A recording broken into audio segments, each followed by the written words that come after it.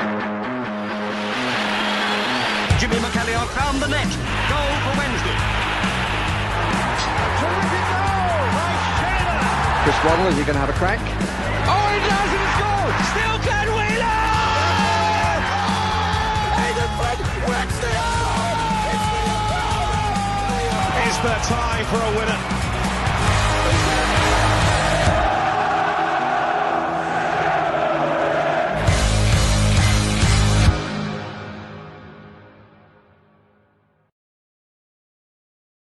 Four goals, twice leading in our first Boxing Day home fixture, ends with us taking away 1 point when it perhaps could and should have been all three. Hello and welcome to Wednesday Tie-Dye Podcast. I'm James Mappin. Alongside me is Mr. Matt Johnson. Matt, how's things, mate? All good? Had a good couple of days with the family over Christmas and stuff? Yeah, good couple of days. I'm fortunate in terms of all of both my sides of the family get on, so Christmas isn't a particularly tough time. But I'm aware that the festive period, because there's a lot of pressure in there on kind of like Christmas, and you're forced to spend time with people and all the rest of it. I'm lucky in the sense that kind of everybody who I do see over Christmas, I do get on with. But I'm always aware that when Boxing Day rolls around, it's kind of like a little bit of a back to normality for people. So yeah, really good for me. How about yourself, James?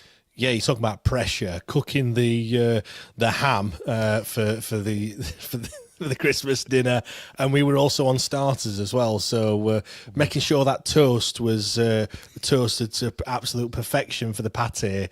Yeah, do you know what? You can talk about pressure all you want. That was some pressure that on the. I mean, I've got big shoulders and good job because yeah. No, I know for tyres. Just stood in the kitchen, just listening to Alan Shearer on repeat. Just pressure, what pressure? Pressure's for tyres. Get that bread slice. Get it in the toaster. Come on, ripping them packets of pate like no one's business. So they didn't trust me on the actual main, roast. So yeah, I got put on starters. So probably for the best, to be fair. But no, in all seriousness, it was all good.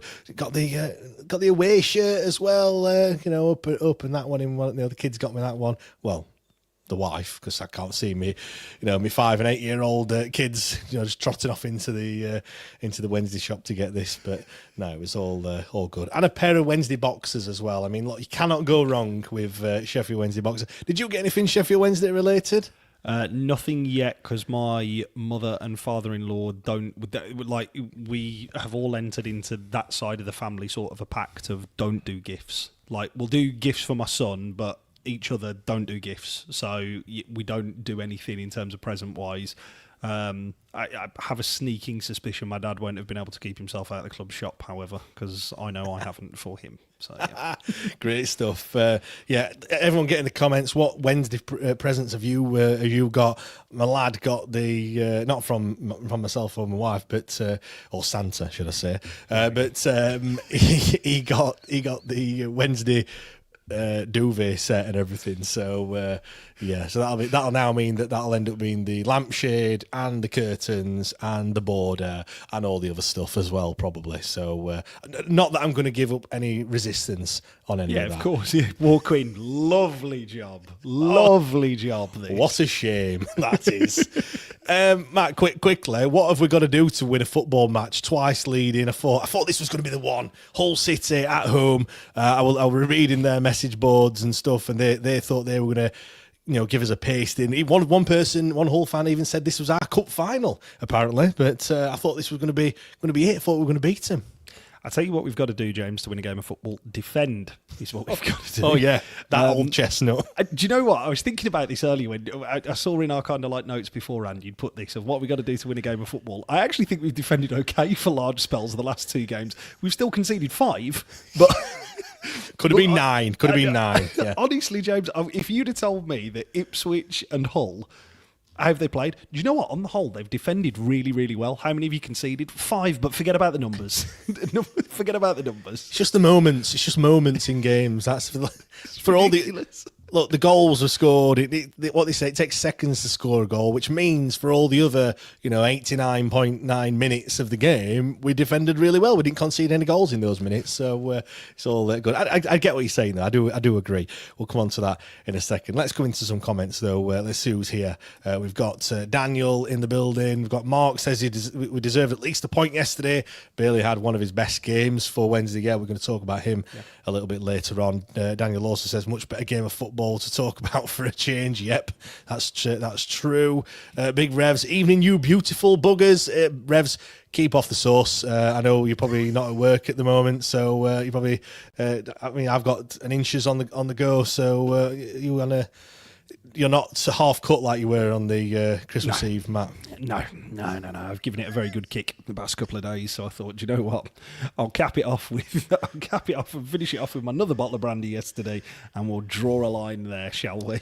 Well, I've done the whole, New Year's resolution, try and get rid of some of this timber. So there's a few beers in the fridge. So I've got at least a couple of days to give it a good go. Got to give yourself an head start, and you know what I mean, like overinflate it, and then you make them first couple of weeks easier to lose a bit of weight and stuff. Liam says. Of course you've got to, yeah. Liam says, a Christmas miracle. We didn't lose up the -8 Owls. Yeah, it's freezing in Sheffield 6 at the moment.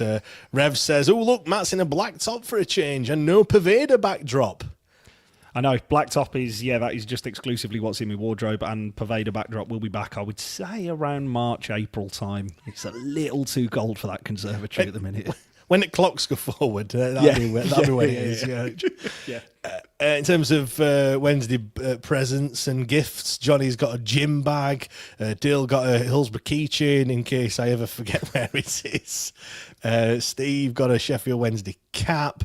Cole says Santa brought us all a point. Yeah, could have brought all three, but we'll have to settle for a point and some Hull head loss. Yeah, 100%. Yeah. Rev's got a cap and an old school scarf. And Cole's also getting bored of Hull's banter about the army. I like what you did there about the board there. Yeah, nice. Like it, Cole, definitely. Subtle, let's say. Do want to say as well, check out Patreon. Patreon.com/WTID pod is where you need to go. Loads of extra content. I've just recorded the preview for Blackburn, which is pretty pointless, seeing as though we played them about 20 minutes ago.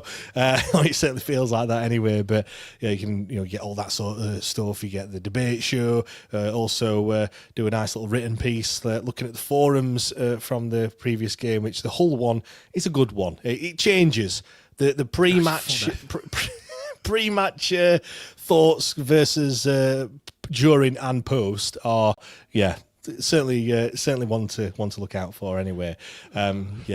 Very much Spencer from Phoenix Knights will shit him pre-game and then just watching a meltdown happen just gradually on an extra is fantastic. He's so funny. One person said we need to change the poll from shall we win to how many will we win by, which I thought was quite funny. Nick McCarthy meme, that went well. Yeah, definitely. Right, let's get into the actual match then. Hull City at home. We always start off with the starting lineup. It was Charles, Iofa, Otugbeo, Cooper, Palmer, Amas, Bannon, Ingleson, Lowe and Cadamartre. So two changes. Otugbeo's come in, Thornton's come in for his full debut at the expense of Max Lowe and McNeil, both injured. Dom Iofa was deemed fit enough to start as well, and like I mentioned, Jarvis Thornton, 19-year-old, making his first full debut. I mean, not much we can say about the starting lineup. Otugbeo comes in at the back. I mean, although we're not his biggest fan, he has the most experience, I guess. And then Jarvis Thornton, again, I guess you could pick any of those youngsters, and it obviously his turn to get the nod, weren't it? Yeah, absolutely. And I know Peter was quite vociferous on the debate show on Tuesday night, talking about I'd like to see him get some minutes. Obviously, he came on at Ipswich, which gave almost like a bit of a precursor for this. Reece Johnson as well got some minutes there. I know we didn't see him yesterday, but I think that gives you an idea of there's going to be a lot of changes over the next, we've got 3 more fixtures over this festive period to suggest that actually you will see them. I was pleased to see Jarvis Thornton because I know me and you, James, have spoken a number of times when we have actually discussed some football on this podcast. A 3-man midfield seems to make an awful lot of sense. Central midfield, sorry, just to have somebody sit in front of the back line to kind of give them that extra layer of protection. It's been Jan Valery at times, obviously, this year, and that's kind of worked in patches and not. It was Sean Fasir at the start of the season. I'm really pleased to see, I was really pleased yesterday to see Jarvis Thornton get an opportunity to do so. Obviously, we'll come on to discuss his performance, but yeah, I was really pleased with it. Again, I know a lot of people will say, I'm not Dominic Iorfa's biggest fan, and I'll hold my hands up. I've been very openly critical of Dominic Iorfa. I did think when he went off against Ipswich that was a big miss in the second half, because I thought he was really, really good in the first half, and I would argue yesterday was good again for large spells of the game. I think with Dom, you don't really know which Dom's going to turn up. No. To be fair, sometimes he's decent. I think he kind of suits playing against certain types of forwards, and I think obviously when he's got the pace that he can use, which I think gets him out of trouble more often than not.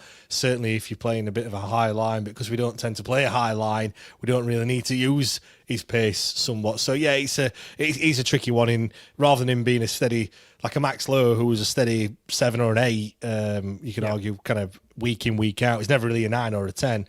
Whereas Max with Dom Iorfa, it could be a 4 and then it could be a 9. Like at least you don't know which Dom you're going to get. To be fair, I mean for me, like with that starting lineup, we keep talking about it, how threadbare we are. We're going to get onto that in a second in a bit more detail, but yeah, it's just, I suppose for some of the youngsters, it is just an opportunity now that they probably didn't think they were going to get. They're going to take it with both arms, and yeah, like Jarvis Thornton can say he's played a game in the Championship, and there's no slight on him, but he probably didn't expect that, and yeah, I thought he took his opportunity well. I mean, the bench, Matt, I don't think it had 90 minutes of league experience in it in terms of the outfield players. Obviously, I know Horvath was on there, but my God, it was a very, very young bench, weren't it? It was a very young bench, yeah, and obviously you knew that was always going to come at some point this season, and we had tentatively penciled the December period as it being that. Obviously, we've been able to stretch it out, really, with a couple of players coming back from injury and then subsequently re-injuring. But yeah, it's, again, we went round the houses on extra time, obviously, last week about playing young lads or not to, and the reasons and the merits and all the rest of it. I think as a fan base, we just need to get used to it because they will play, and you need to be, from myself as a fan, I've taken the stance of I'm going to judge them on their own individual performances rather than that as a collective of the team, because that is really what you have to do this season to understand whether or not they are going to be able to cut the mustard in League One next year if they are still at the football club. So yeah, I'm pleased to see it, and I'm pleased to see them get an opportunity, because if you can't bed young lads in and give them an opportunity this year, you never will.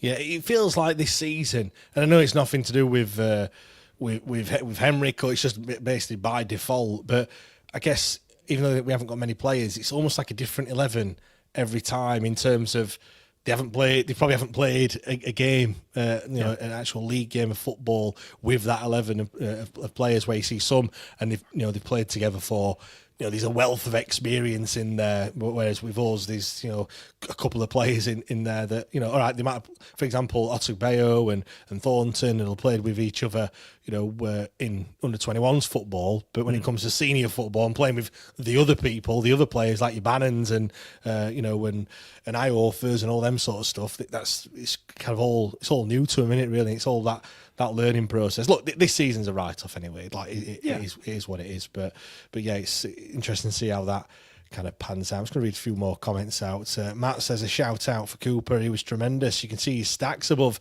any defenders, but good to see Thornton start again, and wouldn't mind seeing Shipston or Onik Woolley start. Obviously those came on later on. Steve says thought Thornton was neat and tidy, and Liam goes, Thornton didn't look out of place, deserves more minutes. Yeah, I'm sure we're going to see a lot more of them.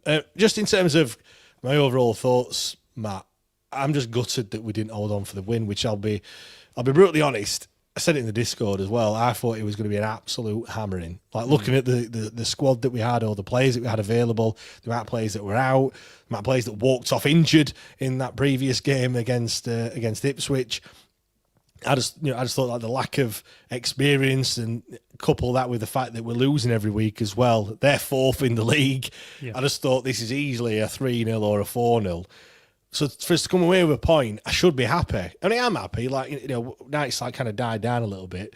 But it's mad that, in a game like that, all them things I've just mentioned, that, I'm disappointed that we didn't come away with all 3 points. Really, it's crazy. Which I think is, it should be seen as a positive. But to take the lead, we're brilliant. Again, unexpected. Then to lead again after being pegged back. It goes back to 1-1. You're thinking, oh, here we go. This is going to be it now. They're going to take the ascendancy. But to get the second goal as well, not crumble. And then I think as something that perhaps people might have been overlooked, to go 2-2.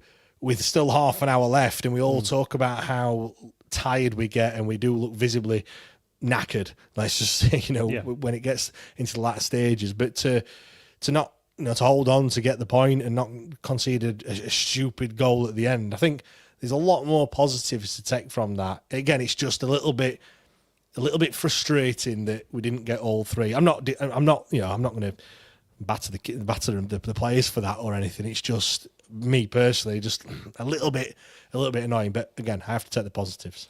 I think it's also one of those, James, where you've got to set your expectations as to what they are. And I think the kind of statements that you've just made there come from being a Wednesday fan and still wanting to go into every game and get a positive result.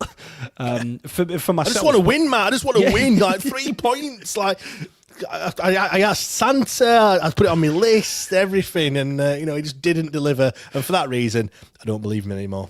I have to. Yeah, it's a valid reason. I have to stop myself, James, and actually remind myself that there's about 19,000 fans who haven't seen a Sheffield Wednesday win in person this season. I do have to stop myself with that. Me. Yeah. For myself personally, I thought Henrik hit the nail on the head in the post-match press conference. Stopping goals in transition.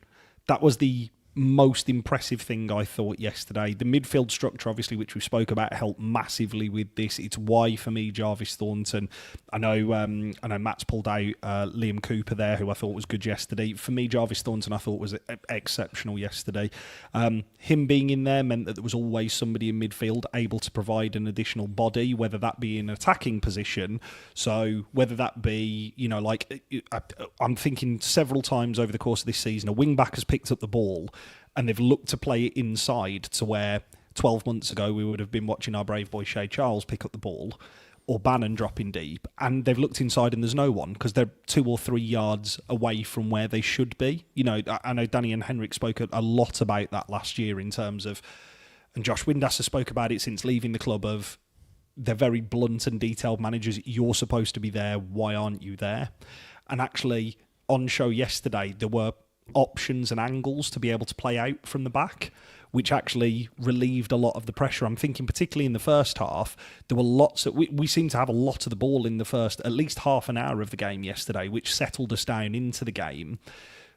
But that opportunity where Harry Amass picks up the ball and he turns back because the channel ball is cut off, and he looks to come inside, and he's got 2 options. He's got one backwards and he's got one square on, and he can pick whichever one's free, and then we can recycle the ball and move it quicker from side to side.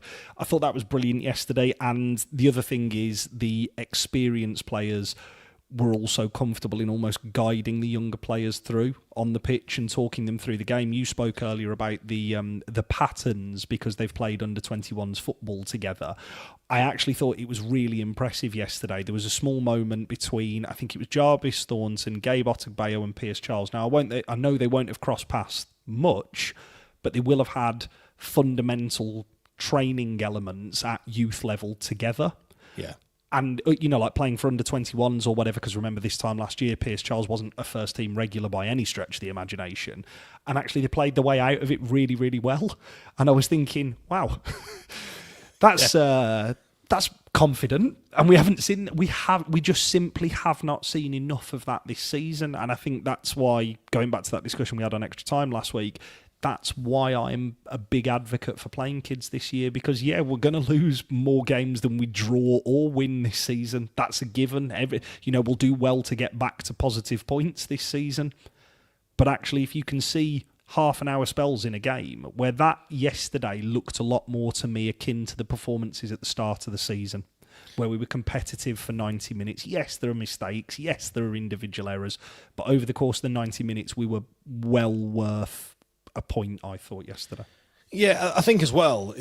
I don't think Hull were at the races whatsoever. No. I think they were performing well below where they perhaps should be. But I think also one, it's how many times have we said a lot of times people go, oh, they were shit, or well, were they shit or did we make them look shit? But I think also, what we saw the first 10 or 15 minutes. I was a little bit disappointed that we were kind of 15 minutes in, and I was like, for all we've been on top, we're still 0-0, and it was just. I know we then went on to score, but at that time I was like, I've seen this play out many a time. But we're on top; they have one chance, and it's 1-0, and you're like, oh, mate, like what's happening here?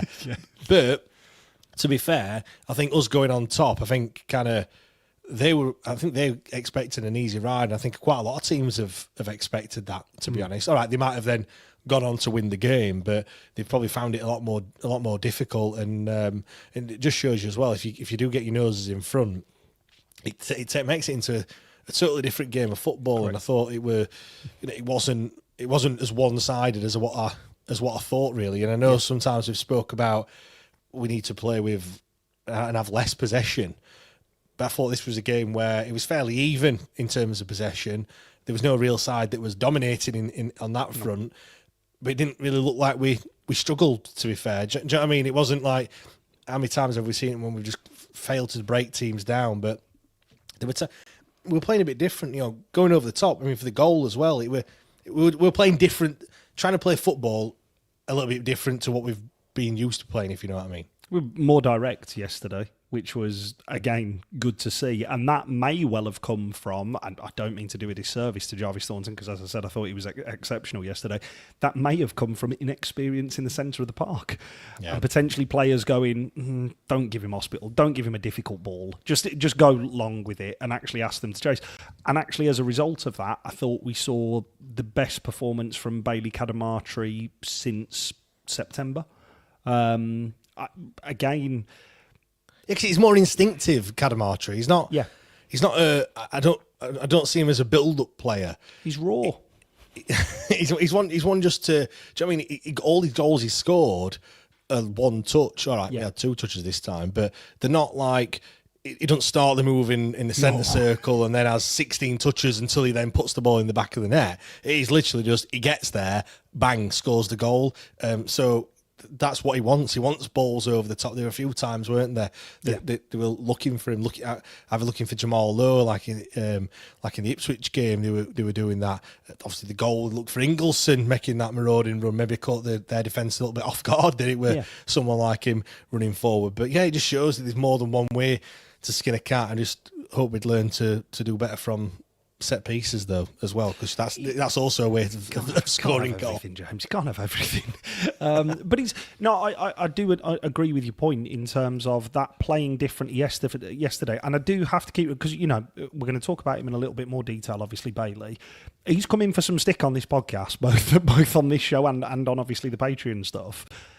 I thought we actually simplified the game for him yesterday, which made a huge difference. It wasn't drop deep, come in, link up with this, spray this ball there, then get on your bike and in the box. It was actually a lot more simple. When you get it, just go. There was a moment in the first half where he picked up the ball on the edge of our box. I think it was from a corner. He picks up the ball, and his first thought is, right, head down, how many people can I take on to get this away from danger? Because there's nobody else around him. There's nobody coming up in support of him. He carried the ball 25 yards up the pitch, won a free kick. And that is what we were seeing against Leicester on the opening day of the season. Much more just instinctive, just let him play. And I think, again, I had to remind myself after watching the game yesterday, in all the recent weeks where we've been giving him a lot of stick, he's 20 years old. He's a 20-year-old lad who has had 2 stop-start seasons as a professional. And actually, this is his first time where he's actually having an extended run in a team. Okay, yes, you should argue that he should be on 6 goals probably since the start of the season, given the amount of football that he's had and also the chances that he's missed. But yesterday, I can't fault him. Performance was great yesterday. It was just, you said it earlier when you were talking about possession and this, and I was going, it was actually just a competitive game at championship level, which we haven't seen much this season. It didn't look like 4th against 24th anyway, did it? No. Really, which I think is a testament to the lads, really. Just going to bring up some more comments. Daniel says selling McBurney for a hot dog in obviously relation to Pierce. Charles, Big Rev says Rick Parry and the AFL will just be happy that we're fulfilling fixtures and being competitive. It's mad, isn't it, really? Like, you look at the if you looked at just the results and where we are in the league, you'd be like, these are utter dog shit. In which, some of the football has been like that. But actually, it hasn't just been a walkover instantly, which I think is why, you look, should have beat Watford, could have easily beat Preston, could have beat Hull yesterday. Do you know what I mean? Like, they're not just like 3-0s, never in the game, like the Derby game, for example, and the Steel City Derby as well. It's should have beat Birmingham, should have beat Wrexham. You can rattle off a few games where actually we should already be on positive points, and actually were there more depth within the squad, I have no doubt to suggest that actually we probably would be looking at a rosier picture. And it's also, we were talking just before recording, this tear that Aston Villa are on at the minute with another win for them at Chelsea today. It works both ways, doesn't it? Because losing is a hard habit to break. And when you've gone, 15 games without 15 games without a win, it's a hard habit to break. Like, it doesn't just happen overnight. And when you've got a paper-thin squad and an awful lot of injuries, because we're going to come on to talk about that in a second. But yeah, when you've got that level of injury, you do just have to approach. You don't. It's interesting in it this year because you don't know what Sheffield Wednesday is going to turn up. You really don't. Like, you don't know whether it's going to be like yesterday or whether it's going to be like Derby less than a fortnight ago. Exactly. I was just going to say it was a perfect segue into the next bit, talking about the injuries. We've gone through the starting lineup. After the game, Henrik spoke about why certain players were missing. Max Lowe out for 4 to 6 weeks. George Brown about the same with a different injury. This time he's done his hamstring, I think I want to say. Shalabar, he's another 6 weeks as well. Jarvis Thornton's played more minutes than Nathaniel Shalabar has this season already, which is just goes to show. Ike Ugbo, he's also out with a hamstring injury. I mean, it sounds silly me saying this, Matt, but are we in a crisis in terms of injuries? I mean, I'll just read out the list: Deshaun Bernard, Olaf Kabatske, Ernie Weaver, George Brown, Max Lowe, Nathaniel Shalabar, Nathan Redmond. Remember him? He's going to be one of those, like, kind of. He's a quiz question, isn't he? He's a quiz, yeah, or like. Players that you forgot ever played for Sheffield Wednesday, just add him to that list. Ike Ugbo, Charlie McNeil, and then obviously Jan Valery and Sean Faziri on international duty. Jan Valery is in fact starting for Tunisia as we currently speak. I don't know what the score is over there. I'm sure someone will let me know in a second. I mean, that's 11 players that are unavailable for selection. 7 senior players that are injured, 2 under-21s and 2 that are at the AFCON. I mean, the only senior players that we've got available for selection on Monday as we take on Blackburn. And by senior, I mean over the age of 21. Barry Bannon, Liam Cooper, Ethan Horvath, Svante Ingelsson, Dom Iofa, Jamal Lowe, and Liam Palmer. That's, if you do the maths, that's 7. And one of them ain't going to play because obviously, he's the goalkeeper, the second choice goalkeeper. 6 outfield players that we've got. Charles Otubeo, Amas, and Cads are all under the age of 21. Thornton, if he starts, he's only 19. Are we in crisis? I feel like I've already answered that question by just going through that long list there, though, Matt. It's not looking good. It's not looking good, James. Could be better. It could be better. But also, when you were reading off the list of players and we were rattling through them, we knew when you signed these players that at least 3 of them have a track record of injuries. You know that. And also, I would argue that you could probably add Baz and Dom Iorfa and Liam Cooper to that list as well, in terms of Dom Iorfa will be playing through some level of injury, because you don't get carted off and everybody thinks you're down and out for Christmas off, and then you know, there was one Christmas miracle where he has risen. It was Dom Iorfa yesterday. Well, to be fair, they actually got Christmas off. So what happened was he got the injury in Ipswich, and then he thought. Then they said, "Oh, you actually got Christmas off." So I'm fit now for Boxing Day. Yeah. Liam Cooper, we know, should be on a managing minutes perspective, but can't do that. It'll be very interesting to see whether he makes it through Blackburn, Preston and QPR all in the space of the next week or so. What, it's 8 10 days, isn't it? Is it 4 games in 10 days or something ridiculous? No, it's 3 and 8, I think. It's 4 in 10, but it's 3 and 8, isn't it? Because we've got, what's its name? We've got Blackburn 29th. We've then got Preston on the 1st. We've then got QPR away on the 4th. On the Sunday, yeah. Yeah, and then Brentford in the Cup, haven't we? Which, God, if any... I mean this nicely. If any first team players turn up for that, and I include Jarvis Thornton in this, I include Geber, just no. Please no. Like, let's not muck about with it. To be fair, what they could do, they could raise a bit of money, couldn't they, really? 100 quid or maybe 200 quid for a fan to play in that game, and just have a team of fans playing, yeah. James, I once had to raise £500 for St Luke's Hospice to play on Hillsborough pitch. I don't know if I've ever mentioned it, scored at the Cop. You've never, do you know what, Matt? You've never mentioned that ever. And do you know what? I don't think it's even in your Twitter bio or anything like that. No, it's not. just in case anyone hadn't heard. I'm being serious. I'm being serious here. What other option have we got aside from, and this is where I would agree with Stacey Reed's tweet that we discussed extensively on Extra Time. I don't think it's quite the discussion that we were having over Keelan Cole Cadamartri, where can you play a 14-year-old, which was legitimately a conversation point post Stoke last year. I don't think you need to be dropping down to the under-18s, but I am looking at it and going, surely Will Granger gets a cup start, as does everyone else who's around that sort of... If you are in and around or have trained with the first team, you're getting minutes against the Premier League outfit here on that game. But fair play to them. Well, I'm looking forward to seeing the Brentford players with the squad numbers 77, 86. Do you know what I mean? They will be carting out all their second, third, fourth, seventh string players, I feel, in that game. Sorry, James. And ours will be 7 of the players having no Mr. Vegas on the front of their shirt because they're not old enough. no gambling sponsors. Yeah, no gambling sponsors. Being, you know, when like normally a kid walks out, a mascot, it's going to be the parents walking them out. Just, yeah. Yeah. I mean, I know we touched on this last week, and I was kind of saying that, you know, it's all the EFL's fault and this, that, and the other, but surely we have to be able to bring some players in January. I was very much not against it, but I was kind of like, this season's all done. It's just wasted money.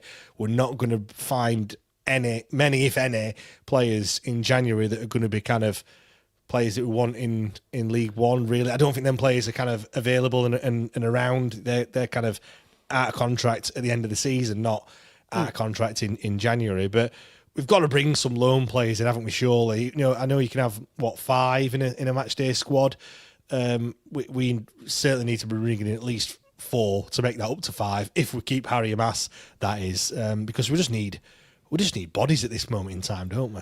I agree from our perspective, yes, James, absolutely. From a purely Sheffield Wednesday-centric perspective, yes. However, if I'm the EFL, I'm not inclined to help. The PFA should be shouting from the fucking rooftops about welfare, about physical well-being, about mental well-being. They should be going at the EFL about this. Because the other question that we've got is, can we actually afford to do that? Can we actually afford it? Because not every club is going to be as generous as what Man United have been. And then if we are... Well, things have changed, haven't they? Because we've... My understanding is we've paid quite a lot of the debtors off. I think all the clubs that were owed money have now been paid. I presume HMRC have also been paid as well. I think the vast majority have been settled, is my understanding. Obviously, we're under an embargo because we're in administration. Yeah. Which means, strictly speaking, means we can't sign anyone. So I suppose that's where clubs could come at us and go, wait a minute, you're still in administration. You shouldn't be able to sign anyone. And that's where I sit, James. If I was the 23 other teams in this league, I'd be saying... Or United. Yeah. I'd be saying no. Like, they're not... And I mean this very nicely. This isn't me trying to be horrible to other sides or anything like that. If there was another side in this position, I would be saying exactly the same, because it's almost as nailed on, as close to guaranteed 6 points that you're going to get this season. And that's, and then looking at the point of, right, who can you loan? Like, who can you go out and loan? I know we've covered this before, but it's like, who can you go out and loan? Because anybody with any level of experience, you would presume if they're in the same division as us, they're not going to want to be loaned. Nobody from lower down the pyramid is going to loan us anybody, unless it's like an Ethan Horvath, and we've all seen how that goes. If you're then going up into the top tier aren't going to lend you experienced players on a fringe, or somebody like a Shea Charles who needs to go out and get minutes. They're going to be loaning you kids. And whilst that's okay, one or two might be helpful in positions of real need, but I'd rather see us play our young players. We are going to get battered most weeks, or we're going to get beat most weeks, even if it's not a battering. I'd rather see, can these lads sink or swim at that level for next year, so we actually know how many areas and positions of strength we need. Just going back to the point that you were making about there, that majority of the creditors have been paid off. Now we are entered into a preferred bidder status as well. If I were the EFL, I would also be thinking, well, even at the end of January, you're still only, a month into this process? That's not really enough time, considering everybody currently is on out of office. I'll circle back to this in January type of effect. Yeah. You would assume the EFL is going to be exactly the same, and people doing the due diligence. If you're in the preferred bidders position as well, yes, you may be wanting to help, but I would be asking the question, and this isn't me trying to be cynical here, James. If it was my money, I would be asking the question, what are we loaning them for? Like, what are we doing here? Are we trying to get some help in? Because if we're trying to get some help in, there's a lot of players still on a scrap heap here who will be looking for clubs in January. Like, I mean this very nicely, James. Marvin Johnson, you could sign him to a temporary deal. Like, go and sign him to a temporary deal, or players of that ilk, if that makes sense. Go and sign them to temporary deals. I know it's not worked out with Nathan Redmond, but just give them prove your fitness, and then we're going to just do it on a month-to-month basis. And if you can get a permanent contract while you're here, brilliant, off you go. It's really, really difficult because, again, Sheffield Wednesday centric. Yes, I want players in the door. The EFL side of it, I can understand the stance they've taken. Yeah, and this is a good point from SWFC 1867.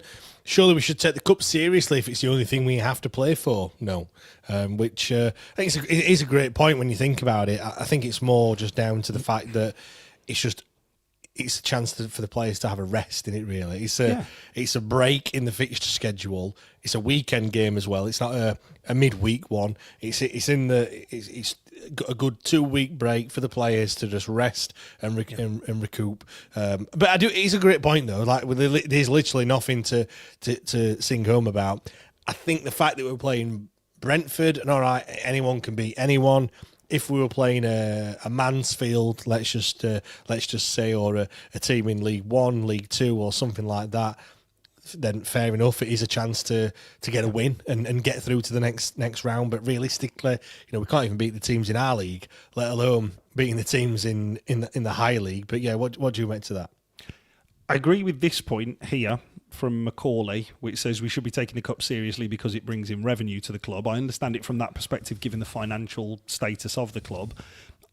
However, James, looking at it from the perspective of player welfare and player well-being, 2 weeks we can't keep saying players are playing too many games and we haven't got enough players, and then going, actually, let's just add some more fixtures in. Like, it'd be a bit double standards, I guess, wouldn't it? Really? No, I agree, James. And the other trade-off to this is play kids. Because actually, we have seen, by hook or by crook this year, when we didn't fucking want it to happen, because everybody was staying away from the bastard games, kids are able to get results. We have seen an under-21 side beat a Premier League side this season. So actually, give them a go. Give them a run out. Let them get some game time. Let them get some experience, and see if any of them can help actually really seriously between now and the end of the season. The thing is, though, as well, when we do just play the kids, and it will be just an under-21 side, they play with each other week in, week out. I suppose, really, and I know this won't happen, but really what it should be is maybe it should be a hybrid of maybe 4 or 5 first team senior players, and That'll and be everybody 6 who's fit then.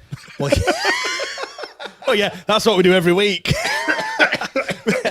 What I mean is, like, no, sorry, 4 or 5 team players that play week in, week out, or have been playing week in, week out, and then kind of more of the youngsters, just to see how they kind of integrate into the side a little bit more. But again, I know that's not going to happen. Right, let's get to some actual football that happened yesterday. I want to talk about Pierce Charles, but why not just wrap it up into the first goal that Svante Ingolson scored? Yeah, I mean, first of all, you know, Pierce Charles did concede another 2 goals, but he's just a pleasure to watch, isn't he, really? You know, I just kind of feel safe with him in goal, in our old little Pierce. Yeah, I feel really assured and comfortable with the ball at his feet. I think myself personally, I've never had an issue with him coming and claiming crosses or punching things in the box. I don't shit myself when I see him in goal. Is the main thing. I think that has calmed down definitely amongst the supporter base. You know, when like he first came in, there were genuine discussions around him. Oh, well, he's too fucking short because he got lobbed at Coventry in an FA Cup game. Well, one of the 12,000 FA Cup games that we've played against them. I think for me, yes, he concedes goals. He doesn't make errors that lead to goals, if you know what I mean. All right, I know he's passed out a few times from the back and it's gone to one of their players and stuff, but like, he's not gone to catch it and dropped it to someone's feet and then put it in. He's not parried it straight to one of their players and then they've put it in. Do you know what I mean? All right. We have the discussions, and I'm sure the 2 goals he conceded today, we might say, could he done a little bit better? But it's not like an obvious howler, if you know what I mean. Sorry, James, I'm just laughing at this SWFC 1867. Defence is shite, not his fault. That sums it up perfectly. In terms of, for the 7 games at the back end of last season and this year when we've seen him play in between the sticks, the team in front of him is not good enough to keep the heat off him or stop conceding real quality chances against him, and they are going to be things that lead to goals. I am really pleased that I've been able to see Pierce Charles play for Sheffield Wednesday. I've spoken very honestly. I don't think he'll be here next year. I think it's the wrong thing for everybody if he stays, because I think that's the goalkeeper that realistically you want 2 or 3 years into a project, if that makes sense, rather than the goalkeeper for now. I would imagine there will be offers for him in January. I'd be very surprised if there isn't, to be completely honest with you, because again, anybody who has watched us, and him in particular at any level this season, will know he's far better than a side that is on -8 rock bottom of the division. I agree with you, James. His passing and his distribution, his commanding of a box, and the way in which that he, for a young goalkeeper, is 19, isn't he? The way in which that he talks a defence through the game is, I think, second to perhaps only Kieran Westwood in the modern era, in terms of you can't hear him bellowing orders out like you could with Kieran Westwood, but what you can see is he is constantly talking to the defenders who are in front of him. And that helps immeasurably to let them know, whether there's an angle to play him a ball or not. Yeah. Which is just, it instills confidence in those players in front of him, even if, they don't necessarily instill confidence in him. Yeah, he's 20, but 20, 20, sorry, yeah. Yeah, 20 and a half is his age. But, he's still young anyway. In goalkeepers knock around for forever and a day, don't they, really? Yes, so he's still got a lot of time ahead of him. Let's talk about the goal then. First of all, he sends McBurney for a hot dog, which I took a lot of pleasure in seeing, to be fair. That was wonderful to see him do that, with his quick footwork. And then he just launches it right-footed, looking for the run of Ingolson. I know that Big Rev said, is it an upfield punt or a long-range raking pass? Well, if you look, he does actually look up as well. Before, if he doesn't look up and just hits it just to get rid of it, I would probably take that. It's an upfield punt. He sees the run of Ingolson. I don't know if that's something that they've worked on in the training ground or not. I've no idea, but it certainly worked with aplomb, and to put it in Ingleson's path, and then Matt just talk us through the finish. What a fucking mess. All right. Let's deal with the first touch, because that to me was there one? Did he have one? That to me is the best bit of it all. So he goes to take it with his left foot, intending to go across the defender. So if the defender touches him or comes anywhere near him, brings him down, and it's a penalty that inevitably we miss because we haven't got a penalty taker. He somehow stands on the ball and it goes right, but he doesn't fall over. Because normally, if you're trying to touch it with like the outside of your foot and you tread on top of the ball, you're going to hit the deck because you're going to go, whoa, shit, like that. No, he wrong foots everybody, including himself, but that's by the by. The goalkeeper then starts to come out and it's dropping, the ball's like bobbling and like sitting up for him perfectly. I froze it just as the ball's in the air. Because it's very evident that it comes off his shin. When you freeze it, there's a freeze. I will get it and I'll screenshot it and I'll put it in Discord. It's fucking magic. Like when you freeze it and you look at it first time, if you were just to glance at it, you'd go, yeah, that's textbook. But actually, then you look at it again. Textbook about it. But then, James, when you look at it a little closer, you're like, oh, hang on. He's really close to that. And it's also at about waist height where it should be dropping onto his foot. He goes to smash it past the keeper on the volley, aiming for the far corner. If you want evidence for that, look at the direction that his foot travels after he's kicked it. Comes off his shin, opposite direction, wrong foots the keeper. Such a visually unappealing goal. But who gives a fuck? Yeah, because his swing, like the leg speed versus the ball speed doesn't match at all, does it? No. You're expecting it to rifle into the top corner, and it just barely goes over the line. Like, you know what I mean? The way that it is. I mean, it's to be fair, I think if he connects with it, I think the ball will still be travelling now. Oh, yeah, like, yeah, I mean, yeah. it will be going up. He only scores it because he mishits it, but who gives a fuck, Matt? Like, do you know what I mean? It's a goal at Hillsborough. Who gives a toss? Like, we how many times do we say, well, a goal off someone's backside? 100%. Well, that was kind of all right. He wasn't off his backside, but do you know what I mean? He totally mishit it, nearly fucked it. He did. It was like the Jamal Lowe one, where again, someone say Birmingham, where he did his best to miss. Yeah. But he actually scored. I mean, look, I made up for the lad. Like, I think his effort that he puts in, and I think it was a great run that he made. Yeah. He actually, if you watch, he goes in between two defenders and kind of catches them on the blind side, and their defender looks like he's running through treacle. To be fair, but no, it's a goal. He did, Matt. You need to tell him he ran the wrong way again.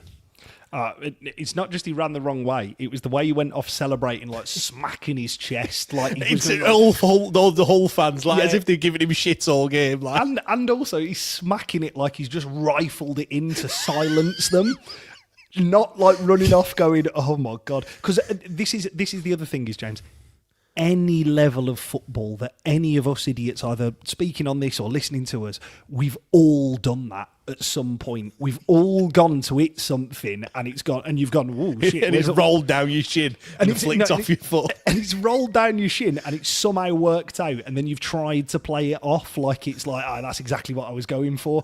It was beautiful. And then he's run off beating his chest to the Hull fans, and I'm thinking, right, again, as you said, like they've been giving him shit all game, but it's also like he's meant it.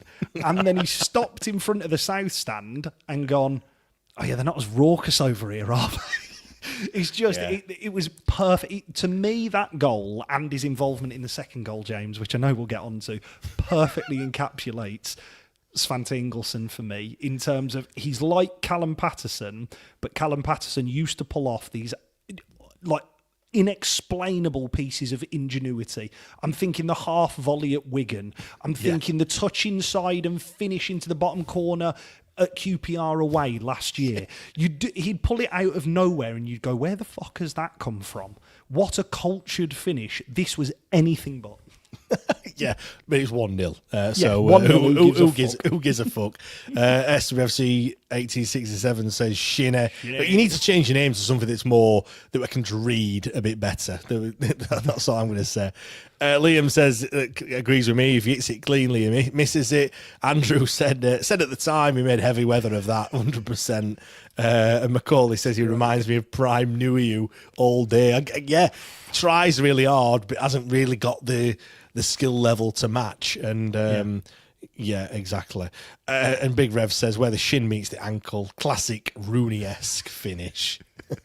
Maybe that's what he bragged him on. I can't believe Big Rev, you compared that to that overhead kick against Man City. I cannot believe it. The best thing about it was it's the first touch that he nearly fucks up. Then he nearly fucks up the finish as well. Like, oh my God. I've talked about like the Sheffield Wednesday fans being maybe the unluckiest fans in the country, but luck was certainly on Svante Ingolson's side anyway. But James, just before we move on, as you said right at the top of this, it completely changed the complexion of the game because actually then the other side actually have to come out and do something that they hadn't been able to do in the first 15 minutes or so, which was string some passes together.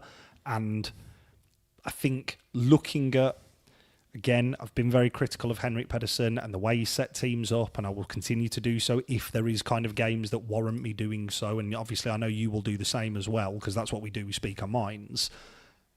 That allowed us then to see, right, what's this going to look like when we're 1-0? Because it was very evident that when we went 1-0 up, we didn't have a fucking clue how to hold on to it. Like, it was really obvious.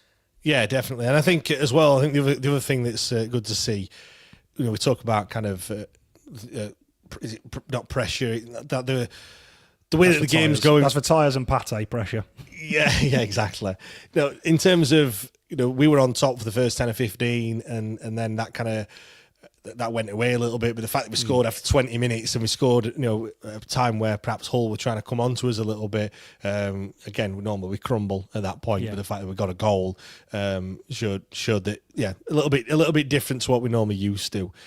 Before we talk about their equaliser, we don't normally talk about the referee. I have my own thoughts about him, which I'll let you know in a second. But what was your thoughts on the ref? Because like I said, I thought he was not great. Let's say nice tattoos. There's one. The disallowed goal for Hull was absolutely bizarre. But then I would also argue that John Egan should have been sent off in the first half for a challenge on Svante Ingolson right in front of the benches.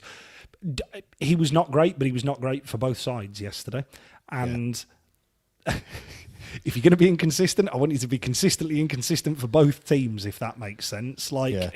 He wasn't great. He got decisions. I don't think you're inconsistent. I think he was just shit. Just didn't know the rules.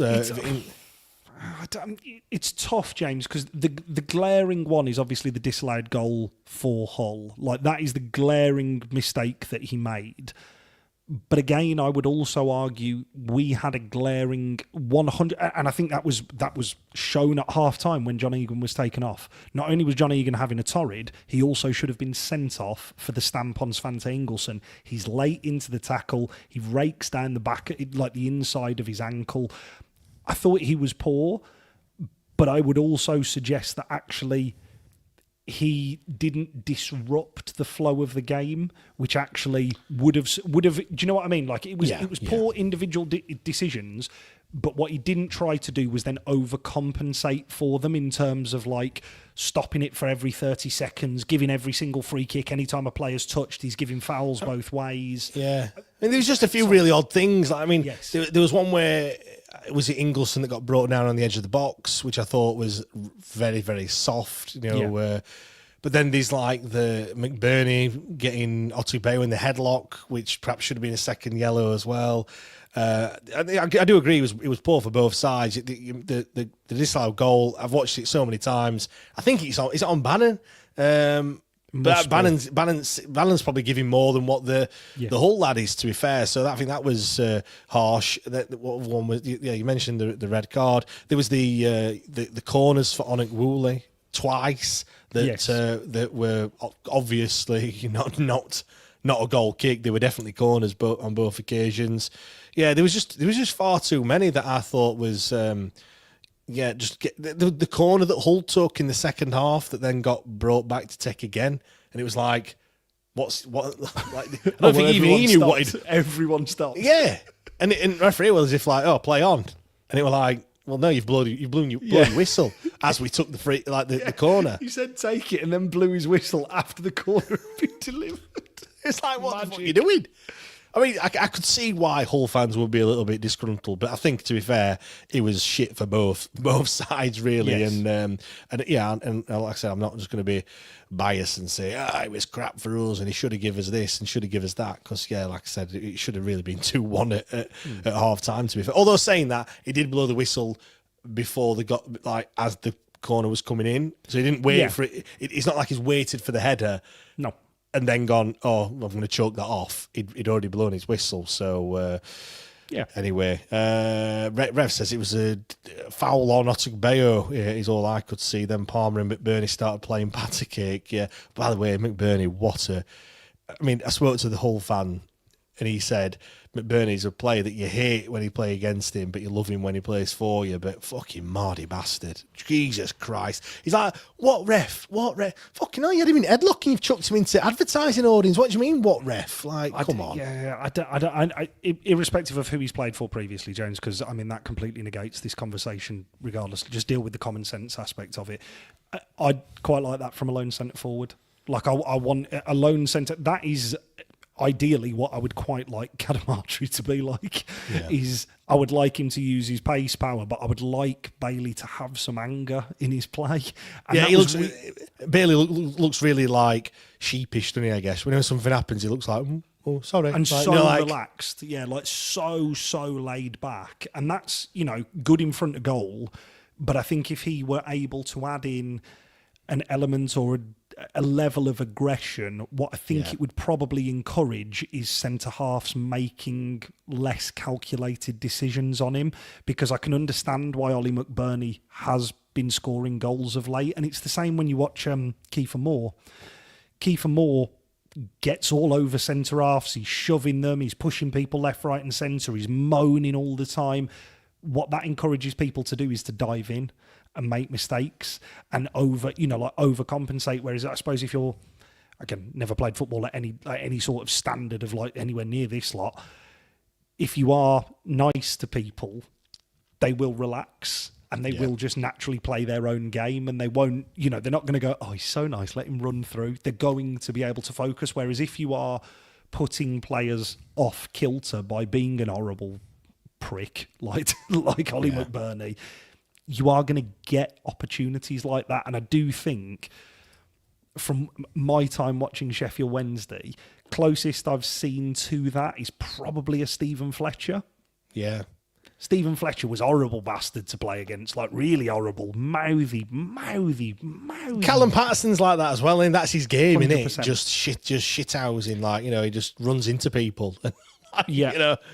And this at this point, again, here from SWFC 1867, George Brown looks more active, and that is, I think, why when he came on the pitch against Ipswich, he injected that life into that front line, and ultimately was involved in the decision to win the free kick for the goal last week. Is having a player like that up front does give defenders something else to think about aside from just defending, doesn't it? It does. Yeah. I'm not losing this physical battle, and then before you know it, somebody else has slipped in and scored. Yeah, just quickly, the goal that Hull scored to level it up. I think you got to hold your hands up. It's a good goal. Beloume, really good player, that lad, 23-year-old Algerian. Great movement. Amas doesn't see him go behind him, and then he just cuts inside. Cooper, I think he's still running that way. He's not turned yet. He's just still going straight on. It creates him that time and the space, and just smashes it in at Charles's near post. I'll just move we'll just move on. We'll gloss over that one. Effectively, if you're wondering what this goal was like and you haven't seen the highlights or you didn't see the game, everything that we've described as Svante Ingolson's goal, it was the exact opposite of that. Yeah, it's what Ingolson tried to do. It was so decisive and clinical. Like it was, that was exactly what he was trying to do, and he executed it to perfection, which is the exact opposite of what Svante tried. He had two players around him, and the first touch just gave him so much time and space to find that corner. And I know Big Revs don't like the fact that Charles got beat at the near post, but I think, to be fair, not many keepers would have been able to do much about that one, to be honest. It's not just because I mean for Harry and Mass, that is the first quote unquote mistake that has been like a glaring error in terms of letting somebody go on the blind side and then realising too late that they're gone. The thing for me about it, and I think why it perhaps catches Pearce unaware, is because it is a properly unchallenged shot from 15 yards out, and he reverts it back across him into his near post, and it is such a clean hit as well. Like it's one of those where you watch it and you just go, oof, couldn't have hit that any better if you'd have tried. And I think one or two before that, I want to say he went for the top corner as well.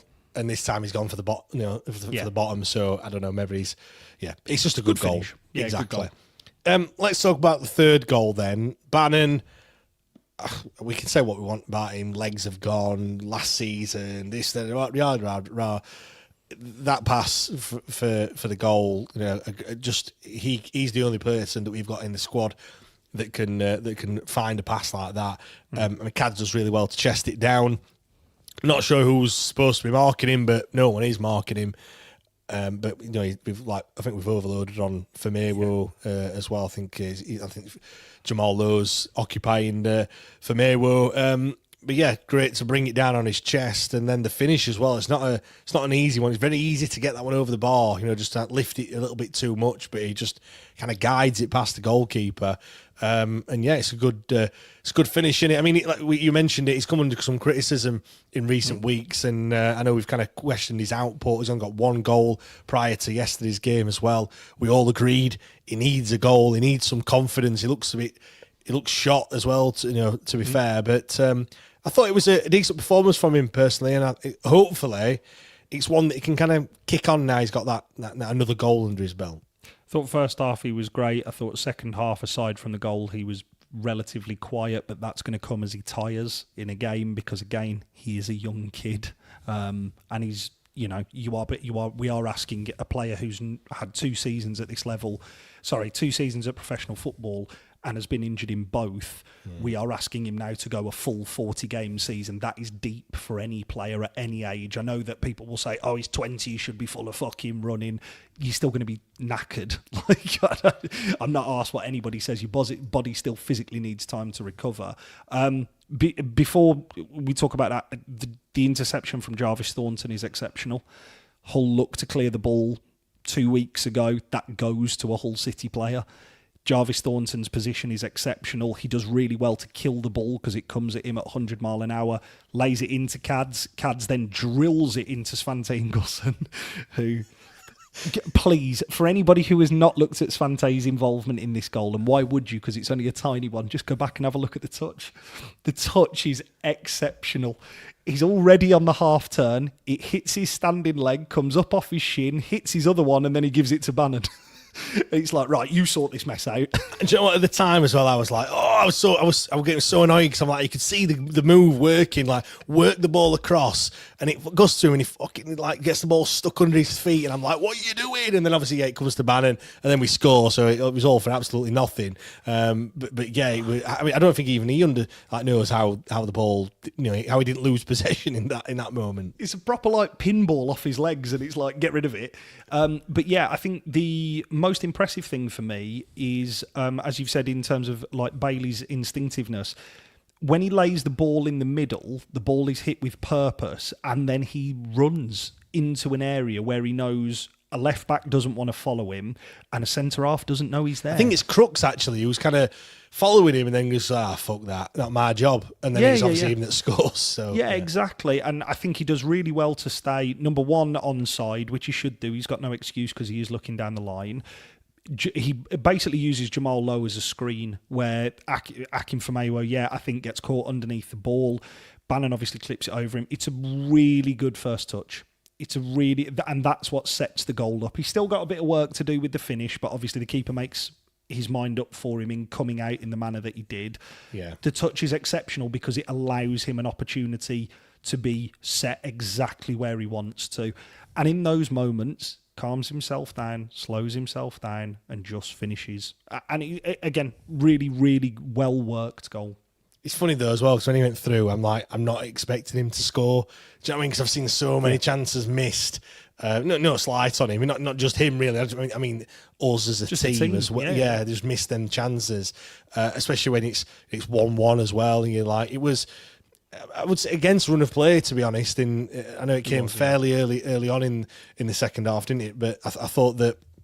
Yeah, it wasn't really expected because they made a few changes at half time as well, and clearly they can do that, and we can't. We've just got what we've got, and they've probably had a rocket up their arse. 60 minutes the goal was scored, so 15 minutes in, and I thought that was the point where I was like, maybe just maybe we've we can actually hold on to this thing called a lead, and this might be 3 points that we're going to be picking up and stopping that run of 14 games without a win, but alas. Just quickly then, Jarvis Thornton made his full debut. I know we spoke about him a little bit already, but numbers-wise, 2 clearances, 1 tackle, 1 interception, 52 touches of the ball as well, which is up there. It's not. It's not. He didn't just have 12 touches, if you know what I mean. And look, you're playing in the middle of the park, so you are expecting that. But he certainly didn't shy away from the ball or anything. Didn't do anything remarkable, I thought, but didn't put a foot wrong either. Just a solid performance from me. Exactly what you want from a central defensive midfielder sat in front of a back line. Do the simple things and do them well. Is he going to misplace passes? Yes. Is he going to underhit things? Yes. I think there was one on the edge of the box in the first half where we were building pressure down the right. Ball gets played back into him, and rather than him zipping the ball into Bannon, he tries to play it in front of him to lead him onto it. And Bannon is on his heels because he's expecting the ball drilled into him. He'll nick it in and clear the ball. You're going to get that with young players. And that is something that you have to learn to deal with. Baz has a shit passing him every now and again as well, doesn't he? Do you know what I mean? So yeah. And that is something that we are going to have to get used to with playing younger players. They are going to make decisions that probably aren't what experienced professionals would make. Aside from that, but Matt, for me though, he made a mistake like that, but it didn't look like he let it get to him. 100%, James. Exactly where I was coming on to is. Overall, his play yesterday, I thought, was exceptional. For a central defensive midfielder to have 52 touches of the ball, that doesn't seem like a lot playing in the centre of the park. But then when you look at the bigger picture and say, well, he's playing in a 3-man midfield in a side that doesn't have a lot of the ball, and the one person who you want on the ball also plays in central midfield in Barry Bannon, his job purely and solely is to sit in front of that back line, offer some additional protection, and be an option for people. And what he did yesterday, I thought, for a first league appearance, to go and get a draw against a side that is 4th in the division, he didn't get overrun, he wasn't out-muscled, he wasn't bullied on the ball. I thought it was really, really tidy performance from him yesterday. Well, there was only three outfield players that had more touches in our. Cooper had 55, Bannon and Hamas both had 73. Bannon always has 70, 80 touches in a game anyway, because everything goes through. Let's not forget as well, it came off on the 78th minute. He didn't play the full 90 either. In terms of Hull's side, there was only 3 players. Slater 54, Coyle 79, and Charlie Hughes had a whopping 93 touches at centre back for Hull. So, do you know what I mean? When I said he was up there, he was up there in terms of the number of touches that he had. So he did not disgrace himself whatsoever. If he's starting on Monday against Blackburn Rovers, I've got no qualms with that whatsoever. Correct. Do you know what I mean? So James, all you can ask for a young player is when they get an opportunity to come in and take it, and he took it. Exactly. Quickly before we kind of move on to the 3-word match review and a little bit about the takeover stuff and things. 2-2, Matt Crooks got the goal. I think you can argue gets into the box a little too easily. Tries to play a pass. Could argue. Whoa. I know we're going through this goal quickly. Could argue. So, all right, he gets into the box far too easily. For Matt's liking and everyone else's. I'm trying to be positive, man. The thing is, James, for Liam Cooper's liking, he gets in too much because you would see when the ball hits the back of the net, he just goes, fuck. Just drops his head. I think he tries to, I don't know if he tries to play it through his legs or I don't know what Matt Crooks is trying to do, but it just hits him in he does that, it pisses me off that, like turning into Liam Gallagher from Oasis when he puts his hands behind his back and like, sunshine, like, fuck off, don't like... Don't move the mic up if you're going to do that. Above your head. Sunshine. There you go, that's better. That's not how you defend. What is all this defending about? Putting your hands behind your back like that? Fuck off. Like anyway, he does that and it hits him and it goes straight to Matt Crooks and he just thinks, fuck it, and just smashes it, doesn't he, at the near post. Again, I think this is one where Charles is probably going to be a little bit disappointed. I think it just catches him totally off guard. Doesn't really expect it really, and the fact that he's tried to hit it across the box and then he's gone for a shot, but. Yeah, it'll be a bit disappointed, I guess. This reminds me, James, of one of those goals that you will see if you play 5-a-side, whether that be Power League or Leisure Leagues. You know where it's like, it's build up on the edge, you go to square it to somebody, it bobbles off, and you've got somebody who just thinks, fuck it, twat it, and it just ends up in the back of the net, and everybody's caught off guard by it. It was a really, really... poor goal to concede from a defensive point of view. I'm sure Pierce Charles has incredibly high standards and will be disappointed to be beaten twice at his near post. It's really well struck again. And I think bigger picture here, as you said when we were originally discussing the game, half an hour left in the game at that point, it did look like there was only going to be one winner from it, and actually to see the game out and to make changes and to bring more youth off the bench on and to still see the game out against the team that is fourth in the division. Yes, I know they had an off day yesterday. Do I think they're in a false position? Yes. But it is a point at home, and that was the least that performance yesterday from this squad warranted. Yeah, a point at home, the least expected point at home as well. Correct. I think I might add. Steve's saying the reason why they defend like that is because the handball rule is about as clear as shit. Correct, mate. Correct. Correct, Steve. I do agree. I think it's something that they brought in from the continent. We didn't used to defend like that back in the day. You won't see that tomorrow morning on parks up and down this country. Not a chance. Right, let's get on to the 3-word match review. Neil says massive point earned. Peter's gone with trust the kids. Obviously, he keeps banging that drum, does Mr. Peter Holmes. Ian's gone with well-deserved draw. George has gone with some pride restored. Darren played well today. Cal, not that bad. Alex, King Charles assist. Matt Summerhill gave their all. Chris, well-deserved point. I think there's a few people that said well-deserved point as well. And Floating Seaman, great name. That was so out of left field. Yeah, his username's Marco Stoico, but he's gone for a name of Floating Seaman for some bizarre reason. He'll have to elaborate on that one, or not.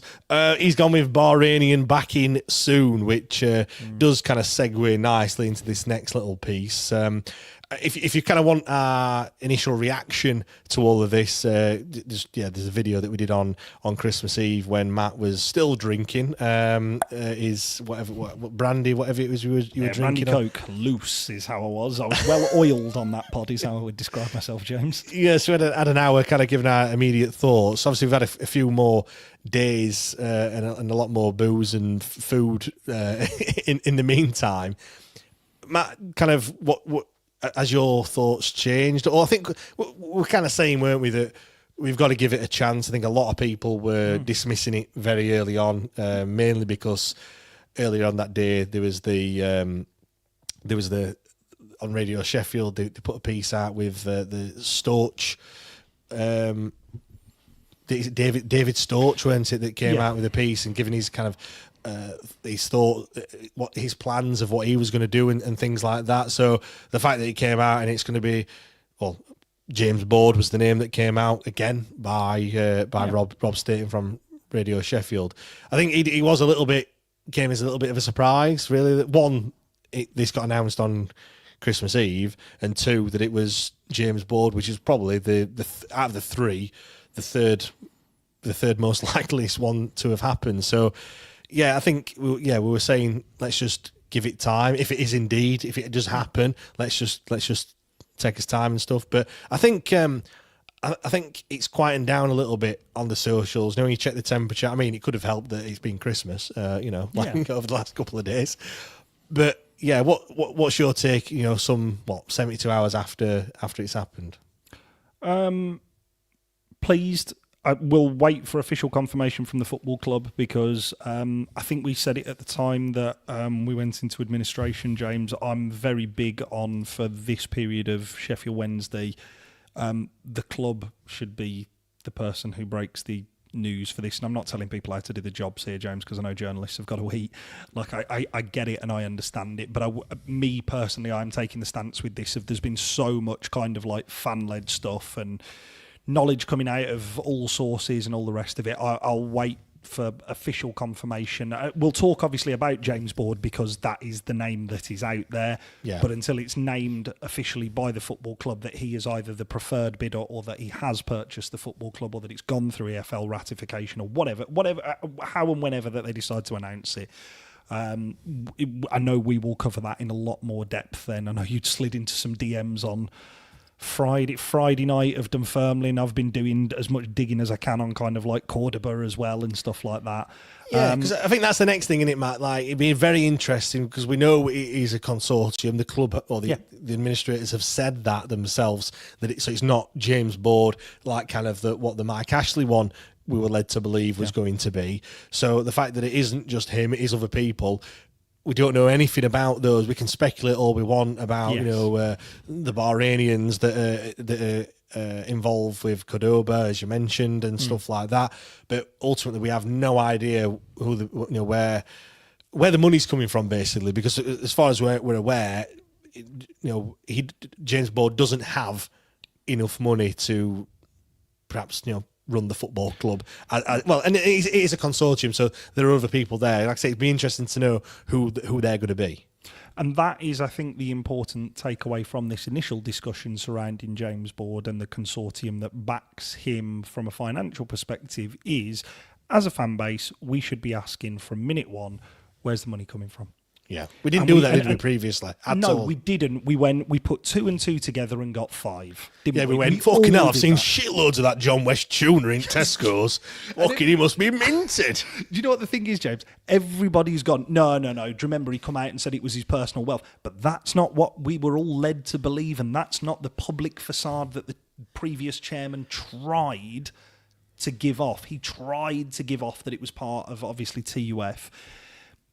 We're not being demanding, we're not being horrible by asking the question of where does the money for this particular takeover come from? And if any level of owner, I'm not asking for fucking social securities and bank accounts and any time you walk past an ATM. Can you send me your bank account details? Send me your bank account details. Yeah, I'm not asking for that. I'm asking for, can you just give us an idea of where this is coming from? Because if we are looking at stuff that can be found on the internet quite readily by everyone. Do you know what I mean? Like, we're not. I mean, some people will go really into it, but most people.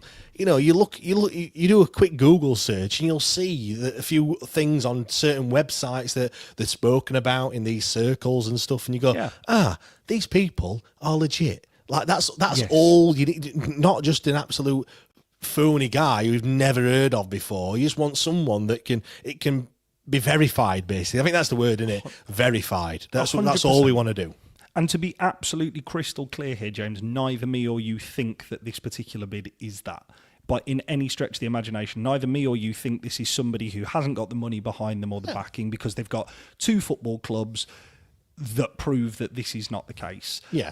It would just be interesting to know, because if it is Bahrain money that is behind the board bid, that then opens up another discussion, which we should be having as Sheffield Wednesday fans, which is surrounding kind of, it then shifts to a morality issue, which is not, we've had a very, very open conversation in the Discord, public Discord today, which has been surrounding kind of like the morality and the humanitarian issues surrounding with money attached to Bahrain.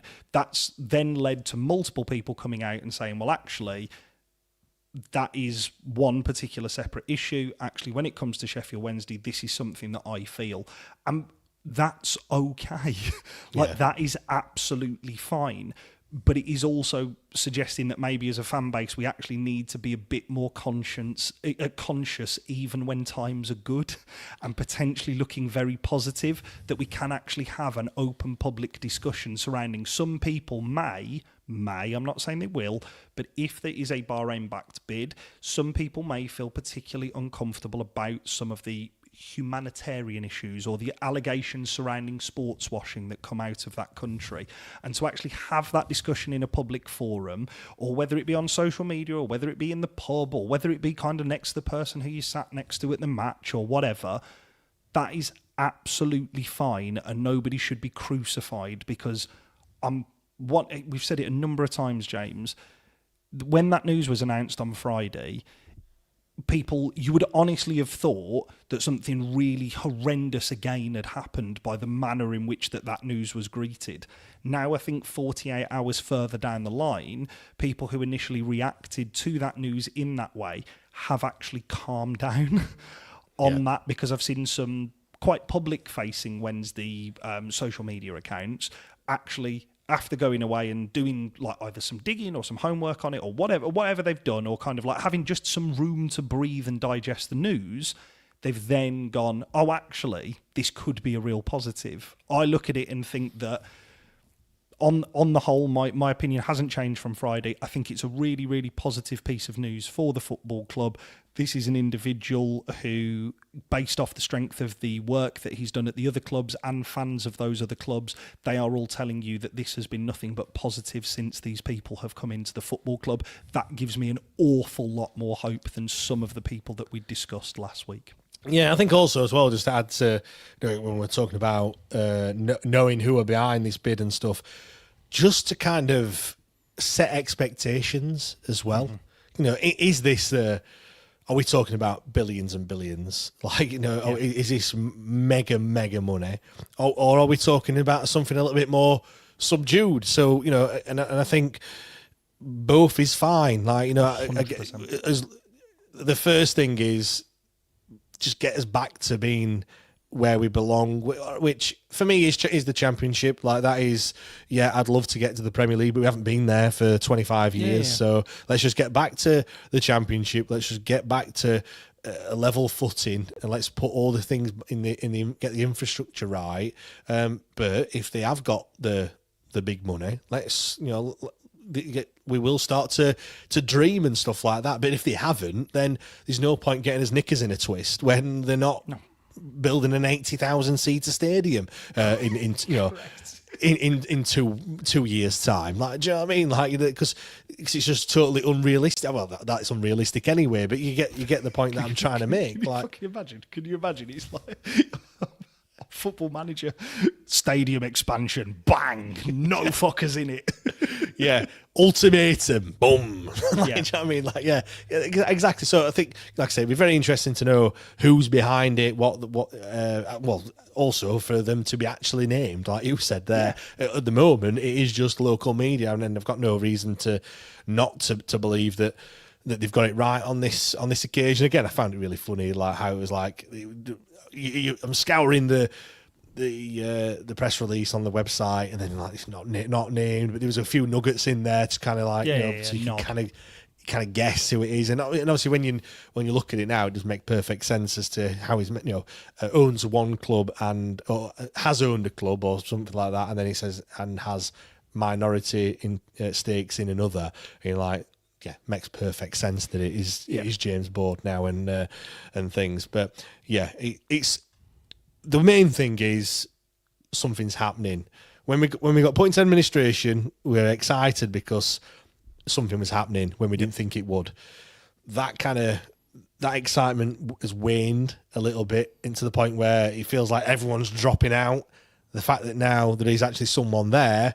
The other thing we need to point out is the 15-point deduction. Looks like that's not going to be a thing, which again is a massive, huge weight off the shoulders and like a sigh of relief, because that was going to be a big thing. Starting in League One with minus 15, that's a big test for new players, new owners, and all that James, other stuff. We discussed it on Extra Time last week. Yeah. How big a deficit would minus 15 be? And we wasted, and now it's wasted time, isn't it? We wasted 15, 20 minutes going round the houses of, could this be overturned? How catastrophic is this going to be? And I think, correct me if I'm wrong, James, we kind of both settled on the opinion of, it's a hell of a thing to overturn with the amount of players that we need, with potentially a new manager, with potentially a director of football, head of recruit. Well, not the head of recruitment, because obviously we settled on the fact that he'd actually recruited really well, Kev Beadle, in his time here. But then people all coming into that system as well and trying to... Lots of moving parts, we were saying, weren't we? We said, I think we were basically saying we need about 30 or 40 things to all click into place at exactly the right time for us to just have an outside chance of the playoffs. Right. We're now actually looking at it and going, the other thing that was really positive about this was that actually, if all goes well, the period of exclusivity, I think we were led to believe, lasts for 3 months.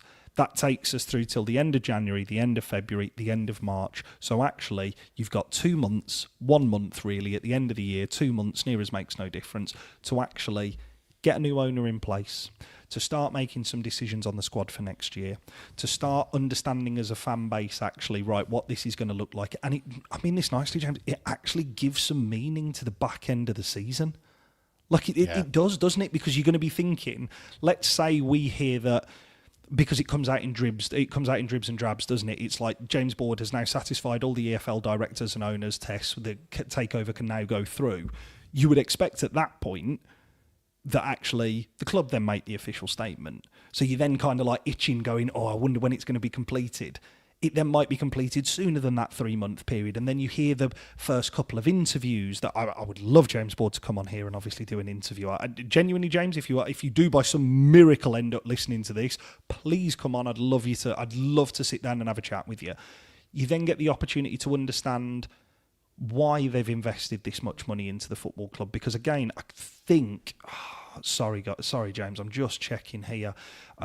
Somebody put it in here. It's a hell of a investment for the club in the state that we were in and that we are currently in. That's the one. It's brave for anyone to want to pay so much for the club. Thank you, Jay.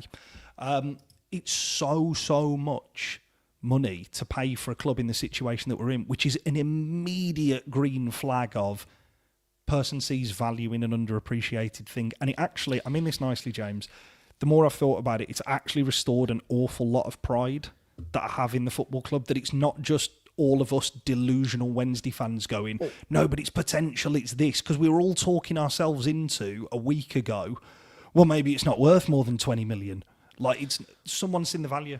Well, the other thing as well is it says to me that it is probably more of a long-term project that they see it as, not a buy it cheap and flip it that we kind of all thought that it might have been under Mike Ashley, or to be fair, we were all hoping that it would be if he took over in and out as quick as he possibly can. At least if you are spending that sort of money, you do see it as like I said, a long-term project, a long-term investment, and stuff. We're probably running out of time, but Big Rev's put a great point in about multi-club ownership as well, and whether people's opinions will perhaps change on that. Maybe that's for another time. Maybe that's for next week or a debate show or something like that, where we can really get his teeth stuck into that one. But yeah, Right, let's wrap things up there. We're going to head over to Extra Time. Patreon.com/WTID pod is where you need to go to find that one. 7-day free trial as well. So no excuse not to join us this Saturday evening. I promise we will get back to our normal slot of Sunday at some point in the near future. I've not even decided what we're doing next week. We do play Sunday, don't we, next week? So yeah, maybe, it might be. I'm getting the train down, James. So might be a tough one. Could be touch and go, but we'll see. We'll work it out. We'll work the logistics out. Not a problem. But yeah, do come and join us. We're going to be talking. This could be a really short episode. This one on Extra Time. We're talking about the best moments of 2025. 2025 is coming to an end. My list isn't very long. Is all I'm going to say on that one. But you can come in and join us, and you can share yours as well. It's always great to get some of your interaction in there as well. So do join us again. Patreon.com/WTID pod. And I do suggest as well you go and watch our video from the other day, from Christmas Eve, about reacting to the news about James Board. We spoke for about an hour as well. It's got some people in the comments actually saying that we spoke a bit of sense as well, which is a turn up for the books, Matt. I've not seen people say that before, I was going to say, sense was not what I was expecting to come out my mouth. All I'm saying, mate, just have a bottle of brandy every time you come on, mate. That's all. It. Fuck it. Let's get the binge drinking going. Speaks more sense when he's pissed, is one of the comments. I loved it how Lee put a screenshot in a Discord of the group chat that he'd got, I think, with his family, or and his dad was saying, Matt's had a bit to drink, and then he put a full bottle. Yeah. Matt, did you ever think you'd be the topic of discussion in a group, in someone else's group chat? Did you ever think that would ever happen? No, I didn't. I'll be honest. When you asked me, when you were kind enough to ask me to do this on a regular basis, I didn't think that was ever going to happen. But hey, here we are. That's where we're at. But no, thank you very much, everyone. Do really appreciate it. Is this going to be the last one before? No, we're gonna. I'll be back for the debate show as well. Is that going to be before the end of the year? No, I'm. Yes, it will be. Yes, it will be, because we've also got another game, James, on the 29th. Strap in. Yeah. So, but I do want to take this opportunity as well, though, because I know a lot of people just listen to these on audio in your car and stuff like that. Perhaps don't listen to the debate show. But I just want to say as well, massive thanks to everyone this year for sticking by us as well. I know it's been a really tough year. It's been, really, really shit. We've gone from protests to boycotts to everything else in between. Summer, I never even got my yellow tie out of the drawer, which I'm really disappointed about. Which hopefully we can perhaps get it out in January. But no, yes, thanks for sticking by us all. Really appreciate it. And we'll see you all into the new year. But just join us on Extra Time first if you can. Cheers, guys.